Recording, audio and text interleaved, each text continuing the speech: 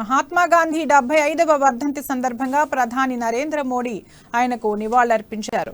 రాజ్ ఘాట్ కు చేరుకుని బాపూజీకి ప్రధాని నివాళులర్పించారు. ప్రతిపక్ష నేత రాహుల్ గాంధీ, కేంద్ర హోంమంత్రి అమిత్ షా, రాష్ట్రపతి సహా పలువురు మహాత్మా గాంధీకి నివాళులర్పించారు.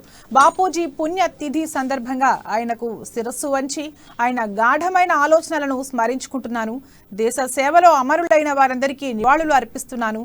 వారి త్యాగాలు ఎన్నటికీ మరువలేనివని, అభివృద్ధి చెందిన భారతదేశం కోసం పనిచేయాలనే మా సంకల్పాన్ని బలోపేతం చేస్తాయని ప్రధాని అన్నారు.